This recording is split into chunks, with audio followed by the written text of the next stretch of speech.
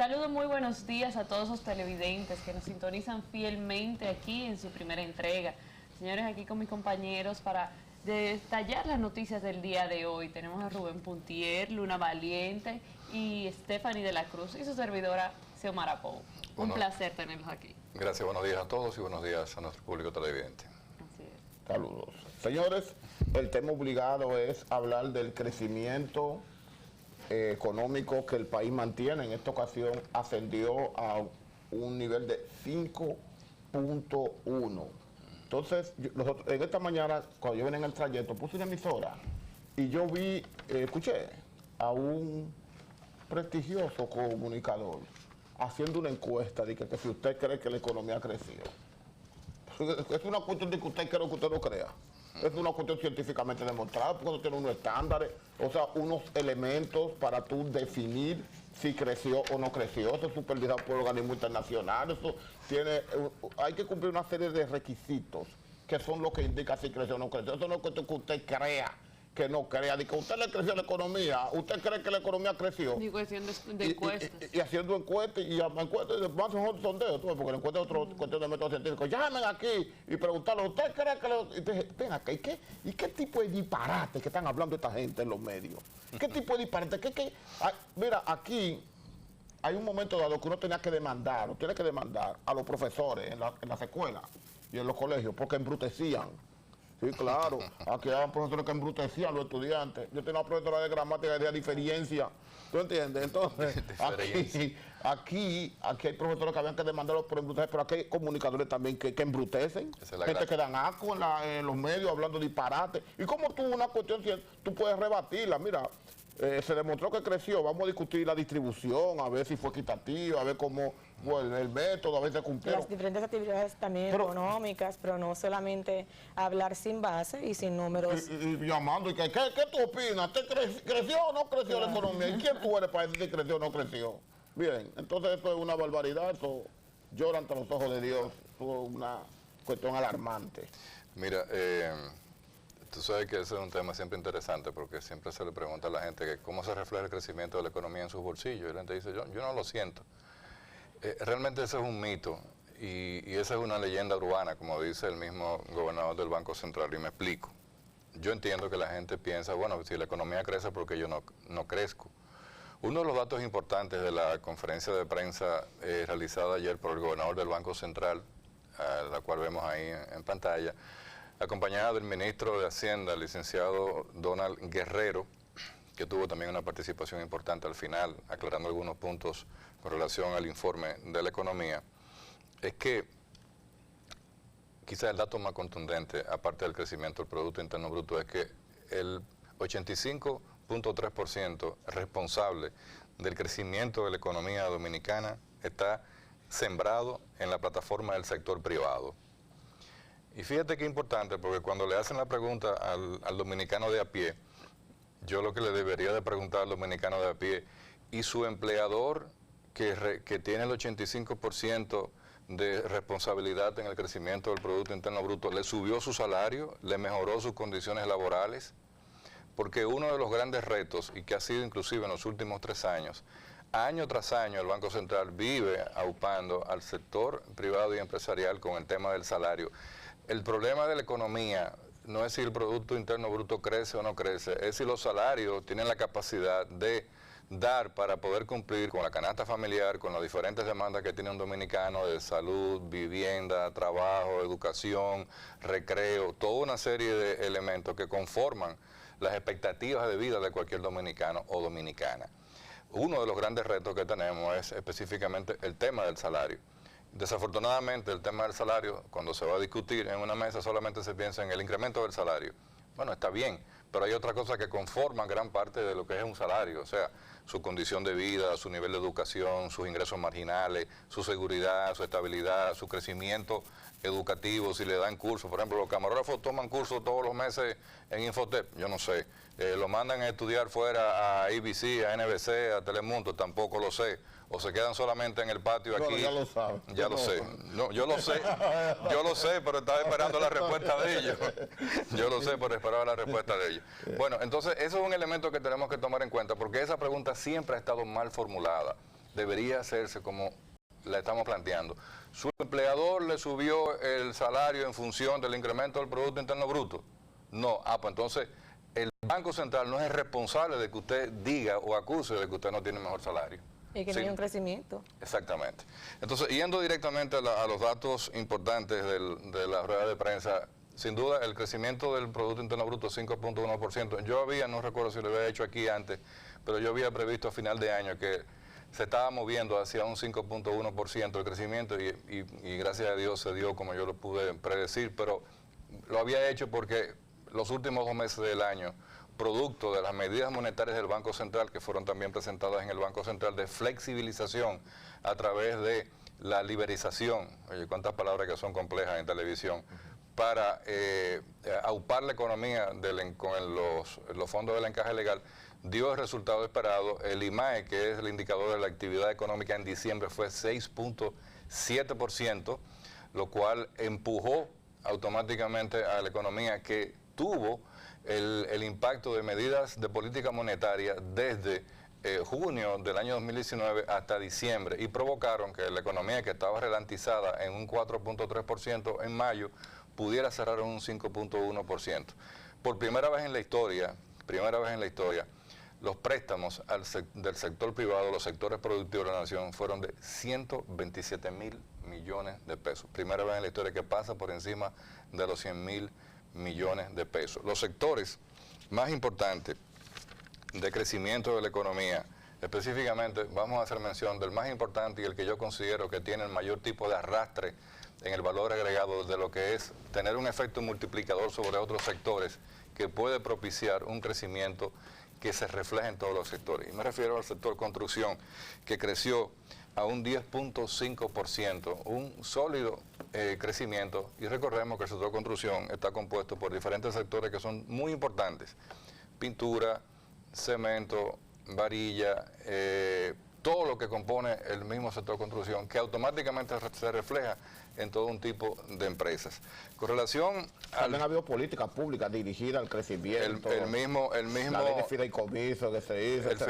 Exacto, la ley de fideicomiso, la 8901, pero básicamente lo que propició más el sector de construcción, que está muy orientado también en la parte de la vivienda de bajo costo, fue específicamente la flexibilización de las medidas monetarias, porque el Banco Central, con los fondos del encaje legal, impactó para que se financiaran viviendas nuevas, pero también impactó para que se financiaran viviendas que existen actualmente, que no tenían mercado, y propició un ambiente de que la gente, con una tasa fija a 15 años de un 9%, evidentemente que tú tienes una gran demanda sobre ese sector, y eso se refleja en el sector construcción. El crecimiento básicamente de la economía sustentado en lo que es el aporte del sector privado, y creo que es muy importante porque cuando hablamos del sector privado estamos hablando de la economía prácticamente en su conjunto. El aporte del sector gobierno estaba basado específicamente en obras de infraestructura.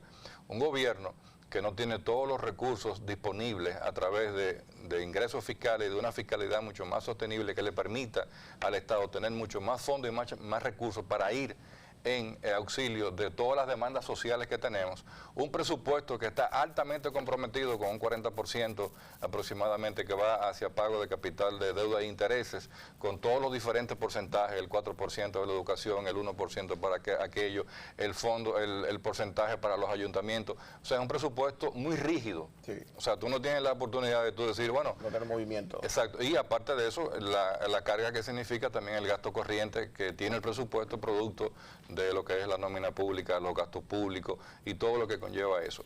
Si tuviéramos una mayor flexibilidad a través, y ese es otro de los grandes retos, y es el primer gran reto del próximo cuatrenio de gobierno, es específicamente por fin entrar a la discusión de un gran pacto fiscal. El país no puede estar a expensas de que tengamos un presupuesto en donde necesitamos entre un 25 y un 30% de deuda, porque los ingresos fiscales no dan para satisfacer la demanda del presupuesto, que vienen específicamente por dos entradas: impuestos sobre la renta y, los ingresos de la DGI, todos los tipos de impuestos, ITEVI, patrimonio, y los ingresos de la DGA, y lo otro que queda, que es mínimo, que son aportes de recursos internacionales.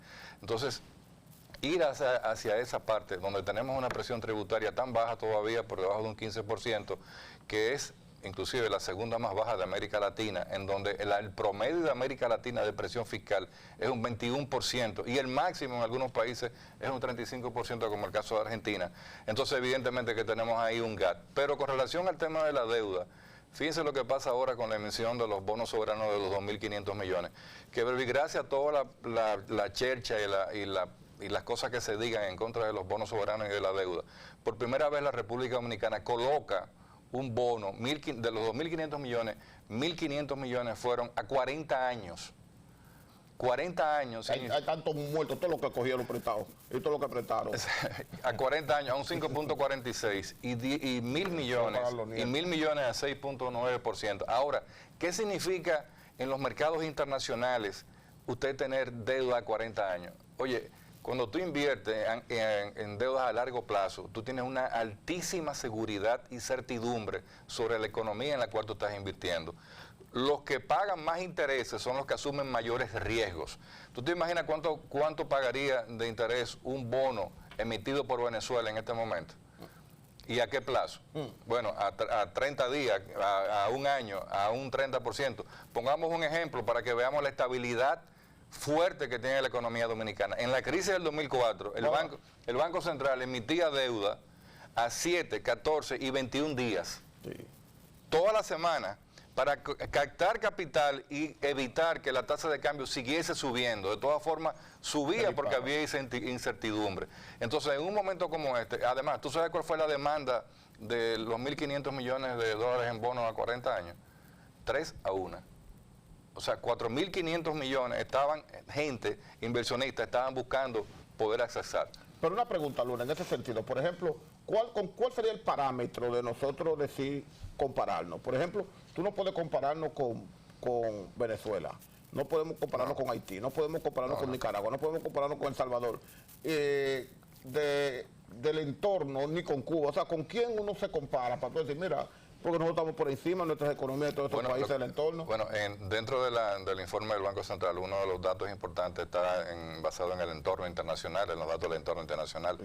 Las previsiones para el entorno internacional de los Estados Unidos, la UE, la Unión Europea, China, Japón, los principales países del mundo y los países emergentes, dicen que dentro de los países emergentes está la República Dominicana. La República Dominicana tiene una proyección por encima del 5.1 para este 2020, por encima de todos los países del mundo entero. Exacto. Y tú dirías, bueno, ¿y con qué nos vamos a comparar? Claro que no podemos compararnos con Alemania, con Estados Unidos, con Finlandia, porque tienen niveles de productividad diferentes. Es lo mismo que tú dices, el tema de la deuda. Bueno, pero Japón tiene 200% del PIB con relación deuda-PIB. Dice, bueno, pero ¿y cómo tienen tanta deuda?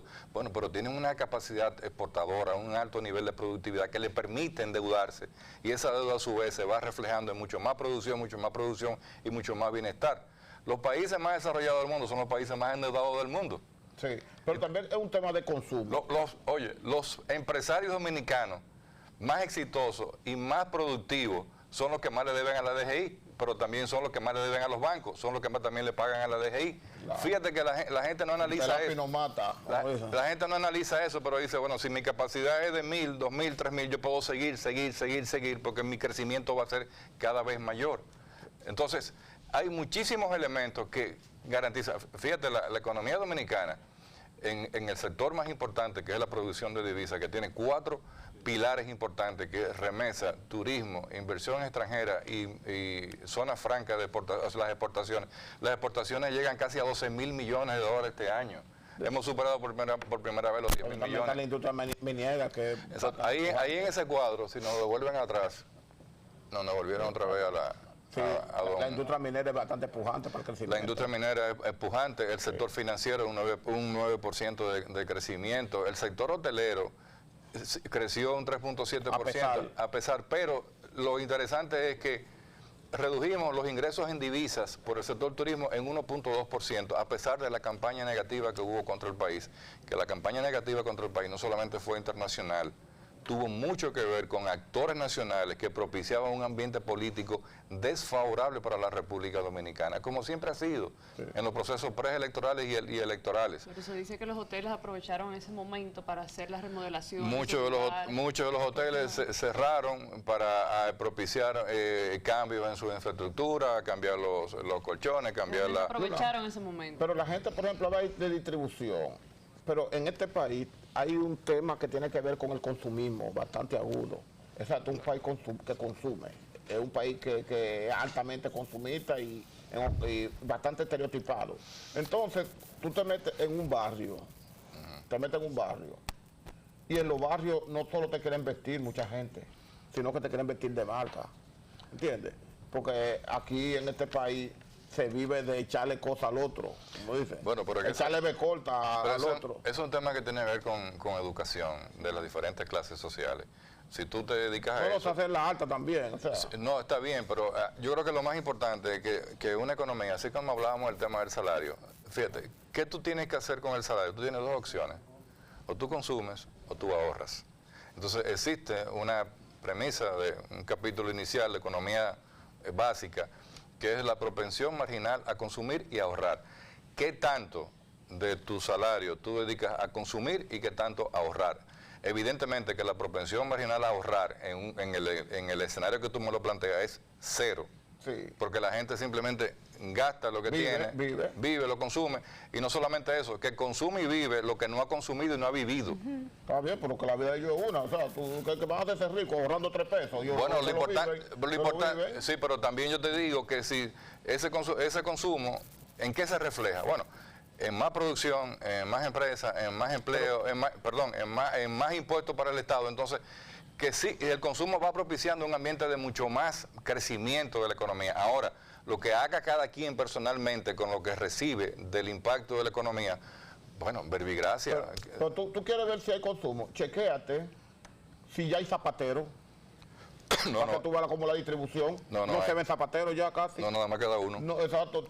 Aquí cerquitica. Sí, tú comienzas a buscar y tú dices, pero ya no hay mujeres que surcen, ya no se ponen parcho. Esto indica que hay mayor producción de ropa, hay más gente comprando ropa nueva. Bueno, porque hay productos, porque ya el dinero está llegándole a la gente para andar mejor vestido. Porque ya la gente no utiliza eso, pero también hay otro tipo de consumo. ¿Hay más salones de belleza en los barrios? Sí, pero también hay más importación de paca, que son ropa vieja también. Está bien, pero la tiene ahí, esa opción. Bueno, la tiene la opción, entonces, la tiene el mercado haitiano. Hay más salones de belleza. También. Indica que la gente se preocupa por lucir mejor y hay muchos salones de belleza en los barrios. ¿Qué te indica eso? Que se está gastando en cosas que antes no se gastaban. Mira, por tiempo, yo no puedo buscar la foto ahora, pero a mí me llamó muchísimo la atención en el penúltimo juego del Licey, el que fue... No hablemos de pelota. No, pero espérate, hablamos ahorita, que en un momento había un momento de tensión con un picheo que se le iba a hacer a Junior Lake para evidentemente poncharlo, y el play estaba completamente lleno, pero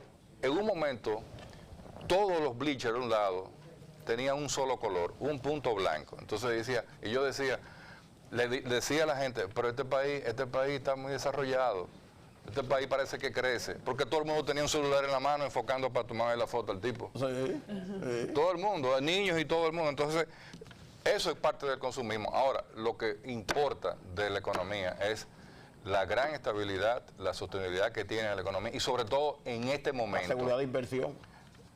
El clima de inversión, la certidumbre en cuanto llegamos a 3.300 millones en inversión extranjera, superamos los 7.200 millones en ingresos de turismo, superamos los 12.000 millones en la parte de exportaciones, superamos los 8.000 millones en las remesas internacionales, que la República Dominicana hoy, por la seguridad y estabilidad de la economía norteamericana, hoy tiene mayores remesas con más estabilidad hacia el pueblo dominicano y aquellas personas que reciben remesas. Hay muchos datos interesantes que lo podemos seguir analizando en el curso que finaliza esta semana, pero sin dudas que lo más impactante es el crecimiento de la economía dominicana basada en un 85% de responsabilidad del sector privado y en una gran estrategia, sobre todo a nivel de política monetaria, para garantizar que los recursos que tiene la banca lleguen a los sectores productivos. Bueno, señores, nos vamos a una brevísima pausa y retornamos en pocos segundos.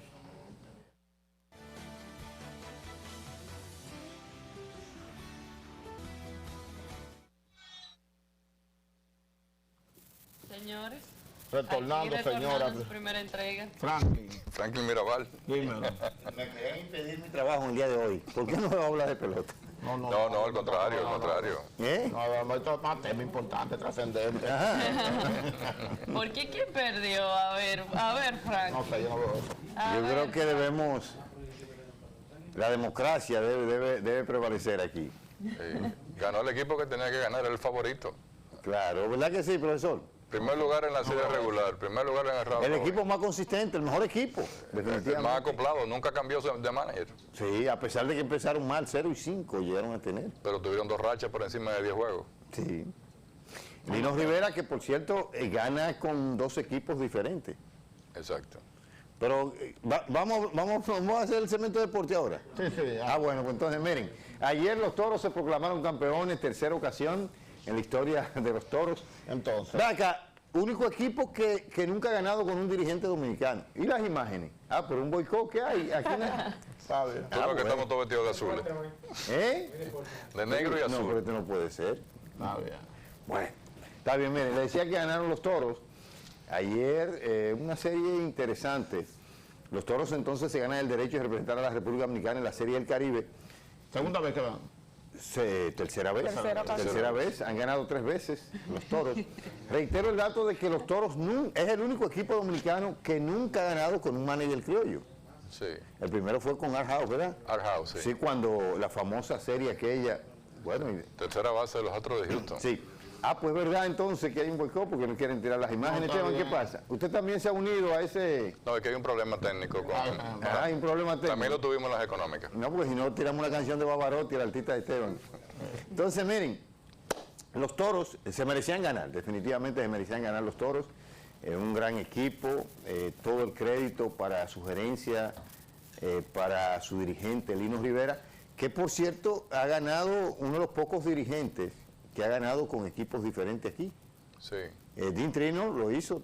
El trainer, que era de las estrellas también. Sí, las estrellas ganó. Dean Traynor fue el último que había ganado con el conjunto de los Toros también. Así que Lino, pues un gran caballero, un gran estratega, y va a tener que enfrentar a su equipo, a su país, Lino Rivera, porque la Sí. Serie del Caribe será en Puerto Rico. Así es. Así es. Una Así- patria. Felicidades para el equipo de los Toros del Este que ayer pues derrotaron al conjunto de los Tigres del Licey. Miren, en otra información, destacar el caso de Emilio Bonifacio. Ayer firmó un contrato de Liga Menor con el equipo de los Nacionales de Washington. Si hace el equipo, estará ganando $1 millón. Emilio Bonifacio. Ojalá que lo pueda hacer, tiene 35 años. Es un equipo muy competitivo. El Boni. Sí, Cha. son los actuales campeones. Bueno, entonces déjame hacer esto rápido. Dusty Baker podría ser nombrado entonces como dirigente del equipo de los Astros de Houston, del veterano. Para que usted tenga una idea, es el hombre del palillo. Sí. Sí, Dusty Baker. En otra información, la Fecha, no era él. No, outfield. Outfield. Miren, la ATP no está fácil, ¿vieron? Suspendieron, oigan esto, de por vida a un tenista brasileño por amañar juegos y por corrupción. De por vida. En el tenis. En el tenis, Ay, qué la ATP, difícil. eso fue en el día de ayer. Entonces, wow. Ya fue identificado el cadáver de Kobe Bryant. Ya definitivamente todavía el mundo sigue llorando la muerte de Kobe. Pero una de las últimas noticias que han llegado con relación a este triste caso fue esa de que ya ayer pues identificaron a través de una serie de pruebas el cadáver de Kobe Bryant. Bueno, nada, ayer... Decía, perdón, vi un reportaje del alguacil de Calabazas, que fue el responsable de... el lugar donde que cayó sí, el helicóptero. Y, o sea, como yo decía, creo que lo dije ayer, que era una doble tragedia. O sea, el impacto y después la forma en que los cuerpos calcinados, cercenados. Y hubo una imagen también de que, tú sabes que el esposo de Kobe viajó por carro. Sí, Con las otras porque ellos habían hecho como una especie de pacto de no viajar juntos. Eso lo hacen también muchas familias dominicanas. Pues sí, eso es así. O sea, no viajamos juntos en avión, la Sí, familia, la gente sino que tienen nos eso, vamos una pues, parte adelante, otra parte atrás, y eso no es natural. Bueno, eso lo hacen aquellas que tienen la gerencia en donde hay problemas patrimoniales. Pero ella parece que llegó primero al lugar de la ciudad de celebrar el academia partido. de Mamba Sport. Sí. Y oyó la noticia. Perdón, que hay que decir que es un equipo que apadrinaba a Kobe Bryant y que él estaba dirigiendo. Una academia. Sí. Una academia. El que él apadrinaba era el equipo de John Altobelli, que ayer tuvo un juego también en su memoria. Y se escuchó en una grabación de alguien que estaba en el auditorio, de un grito fuertísimo cuando ella aparentemente recibe la noticia. Así es. ¡Wow! ¡Qué golpe! Desgarrador. Claro. Sí. Y va a ser, las honras fúnebres no van a ser en el estadio de básquetbol, sino que aparentemente van a ser en el Coliseo de Los Ángeles, donde fue celebrada la ceremonia de los Juegos Olímpicos. De los Juegos Olímpicos del 84. Exactamente. Eso es lo que muchas celebridades de... Sí, pasen por ahí. muchas figuras. Sin descartar al mismo presidente de Estados Unidos. Eso te iba a decir, no duden ver sentados al lado de Donald Trump y a Barack Obama. Kobe Bryant, Clinton, sí. una figura muy trascendente porque a él le tocó tomar la batuta tras la partida de Jordan hasta la llegada de LeBron. O sea, que él estuvo en el medio de quienes son considerados los dos más grandes jugadores de baloncesto que haya conocido la historia. Entonces él estuvo ahí en el medio. ¿Cuáles son esos? Bueno, Michael Jordan y LeBron James. Sí. Entonces, él es una especie en el boxeo de Sugar Ray Leonard, que tras la partida de Muhammad Ali surge Leonard hasta la llegada de Tyson, que es un grande también. Además, una figura más trascendente, la humildad aparentemente de Kobe era real.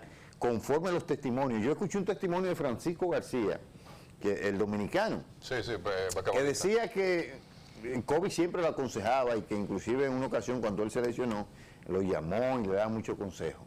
Una de las figuras más trascendentes que haya conocido la historia del deporte, precisamente por eso. Muy penoso esa trascendió noticia. más allá. Aquí finalmente también se produjo una tragedia, bueno que las nuevas generaciones lo sepan, con un gran deportista, el caso de Teo Cruz.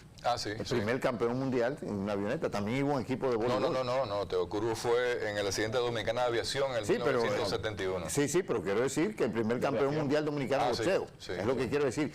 Y hay una anécdota que mucha gente Ahí no lo sabe. apareció el equipo de voleibol olímpico de Puerto Rico. Sí. La hija de Inver Barrera. Y ustedes saben, me cuenta su hermano, Leo Cruz, que él, el día del viaje, estaba supuesto a no viajar porque él tenía el pasaporte vencido, pero como era Teo Cruz, le permitieron. O sea, en esos tiempos ese tipo de cosas le permitieron. Como la tarjeta de los generales. Yo soy amigo de... Sí, le permitieron abordar el avión y lamentablemente pasó eso. Sí. Nada, hoy se produjo un boicot en el segmento. Un dato, perdón, un dato que se dio en la serie final. Warner Madrigal, pitcher de los Toros del Este, primera vez que un pelotero gana con 5 equipos diferentes en la serie final. Bueno, sí. Pero Yuneski Maya también ha ganado con varios, pero no llega a 5 todavía. No. No llega a 5 Yuneski Maya. Porque también hay que decir que ganó con los Toros. Sí. Bueno, nada, entonces mañana, sin boicot, estaremos de regreso en los deportes aquí en Primera Entrega. Vamos a la pausa y ya regresamos.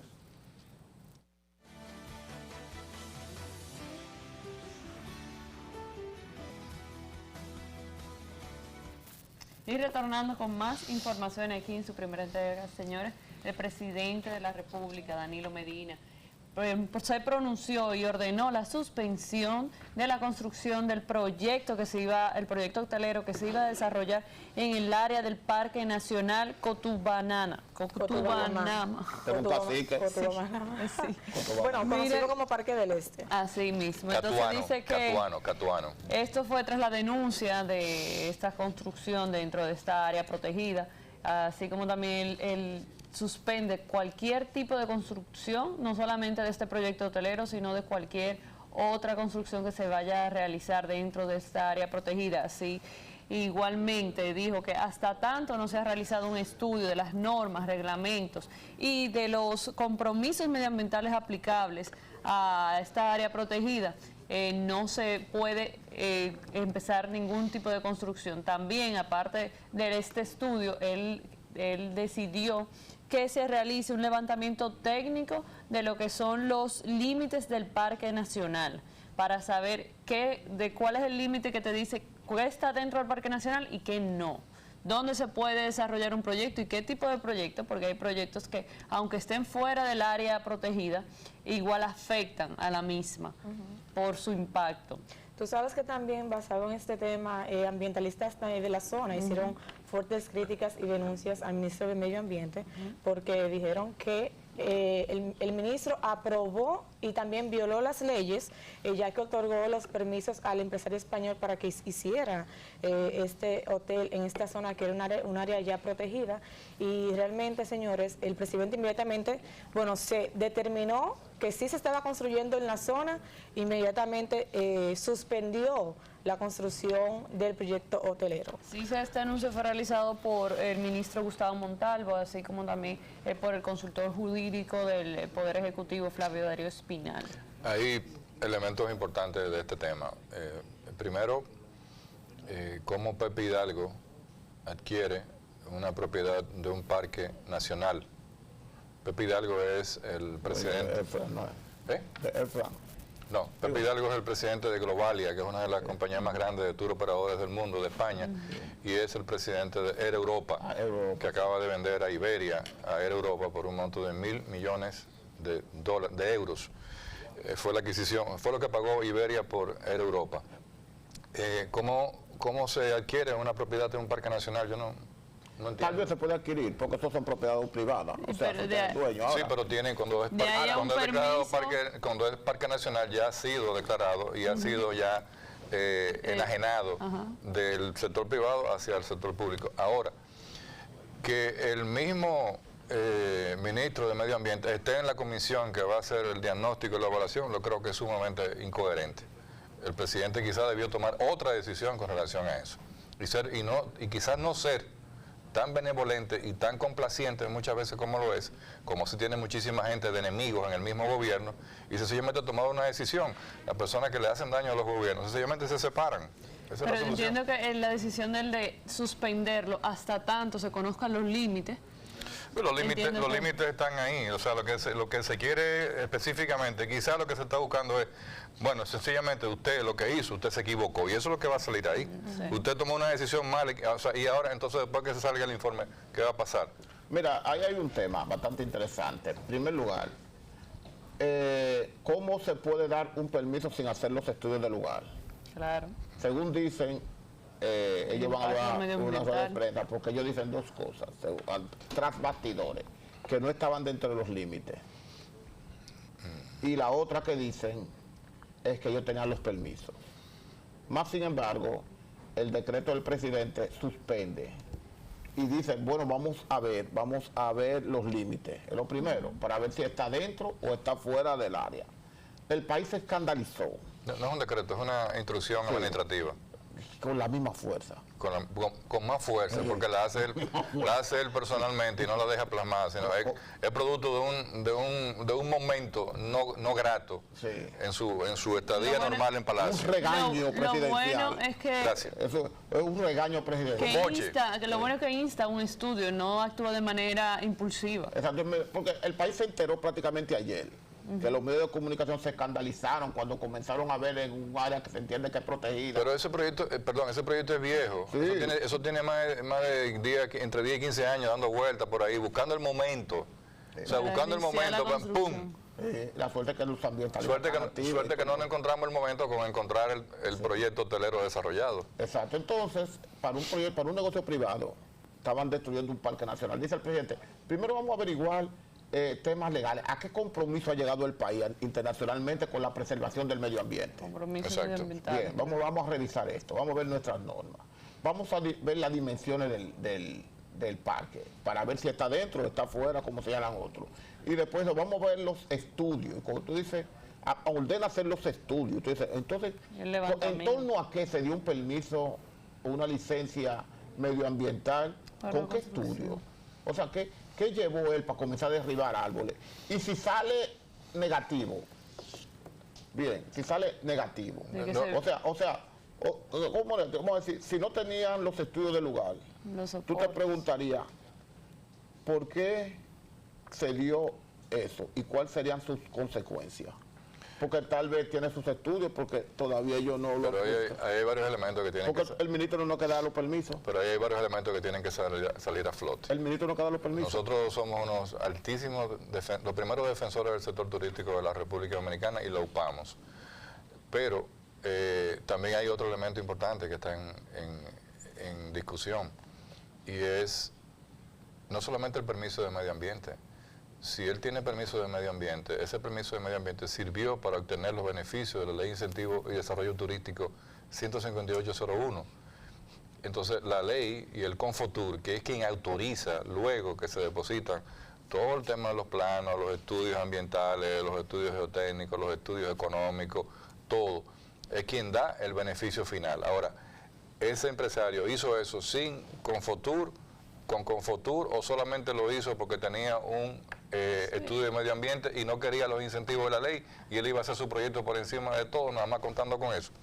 Tiene que salir todo. Aquí tiene que... Hay varias instituciones involucradas en este. Exactamente. Bueno, así que aquí estamos todo el mundo bien pendiente, como lo estuvo el presidente en su momento con este tema. Creo que lo cancele ya. No, hay que averiguar, hay que dar el derecho a la duda. No, lo cancele y averigua.